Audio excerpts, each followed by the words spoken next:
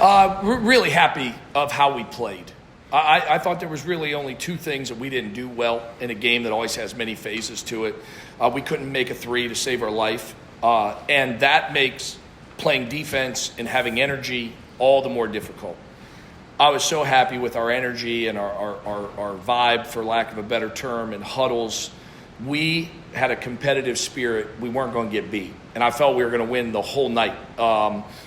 And, guarding the ball, they were able to get some fouls on us. We got to move our feet better and not foul. We can't foul. I think their point guard, we fouled him like 7 times or something. The kid drew 7 fouls. That's way too many. But great win for us against a team that's going to win a pile of games, pick second, in our old league, and was in the championship game a year ago. And they do a good job, man. They recruit length, and they have veteran guys that have played a lot of games if you go through their roster. So pretty good win for us tonight.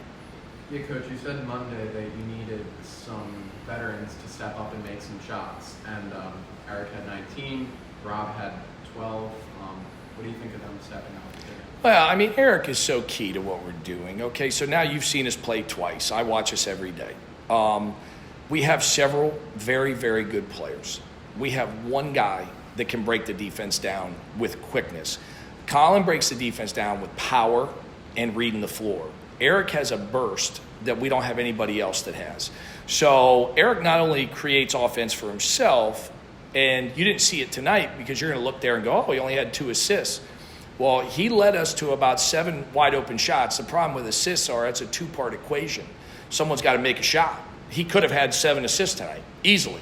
So Erik is huge to what we're doing. He's just going to get better and better. And to tell you how bad he wants to compete and how bad he wants to play. So we got 2 things going on right now. Colin O'Connor has not done a full practice since June. Not one full practice. Not one. Because he's recovering from the foot and he's got a couple other things going. Erik Pratt got hurt in our Fordham scrimmage. Sat out 10 days. Did a 20-minute workout. Did about a third of practice. And then did somewhere around 60% of a practice. That's all he's done in 2 weeks. And that's how good he played. Erik Pratt's got a lot of ability, man. I got a lot of confidence in this guy. I believe in him. I think he's tough. Well, I know he's tough. I've coached a long time. Haven't had a ton of guys play through the injury he's got. I've had some, but he's in attack mode. We come in huddles. He's got a passion about him, and a guy who don't want to lose. And I thought that really led us tonight more so than the 19 points, which are, obviously we need tangibles, need points, need rebounds, need assists. But I was really proud of him. He's just a warrior. If people talk about this stuff, right? Like if I had to go down a dark alley, I'd want Erik Pratt walking down the dark alley with me. I don't know if we'd win the fight, but I know we're not running. No, and I don't have to turn around. And I don't have to turn around looking to see what he decided to do once it gets on. So, so anyway, that's what I thought, Erik.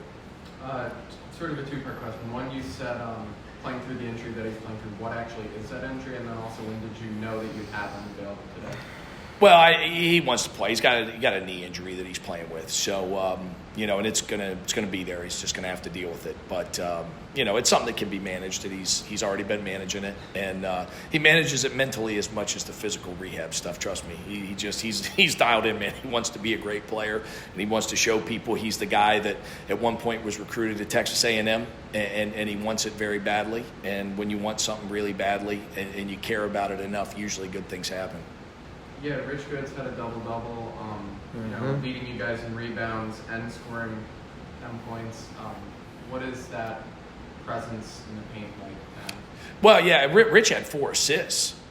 They couldn't guard us in man. We shredded them the first 14, 13 minutes of the game. They then went to a 3-2 zone. We don't play 3-2 zone. We've worked on it in practice, right, for the last week because we knew we'd see it. But they played it out of weakness. And how do you get people out of zone? Well, you make threes. And we didn't make any threes, so they sat in it longer. Our man execution was terrific. We got layups, and then in the zone, Rich was able to catch that thing. He can throw those little tight bounce passes to cutters.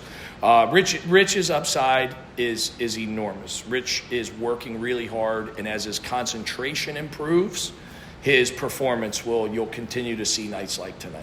I think in the second half, you guys held Maine to 6 for 22 from the floor. Were there any adjustments made at halftime that went into that? I just thought we sat down and guarded the ball better. In the first half, we switched a lot of stuff. And in the second half, we didn't switch as much, which kept us on a little more traditional matchups. They small balled us and put Beal at the 5, and they're really hard to guard like that. And we got driven from the top down. I actually thought Ole played pretty well, but it was it's a hard matchup. You're guarding a 6'9". Beal's historically been a 3-man who played a little 4. But he's 6'9", so they throw him at the 5, and now it's hard to keep him in front. And I thought the flag kid, man, I'll tell you what, he competes his butt off, man. He's physical, he's tough. So I thought we had some tough matchups on the front court, and then clearly we just fouled the guard way too often. For Erik, I mean, team best 19 points in the Stony Brook debut. What do you make of that? We just getting started. Honestly, it's a long year. Some nights it's gonna be everybody's night, but tonight it was good to see the ball go in the net. Yeah, only 1 for 6 from 3. Coach is talking about how you guys as a team couldn't hit a 3 to save your lives, but a lot of layups and tough shots in the paint. What was working so well there? Just staying aggressive, staying downhill. Kind of putting the pressure on them, making them guard. So, kind of just that mindset.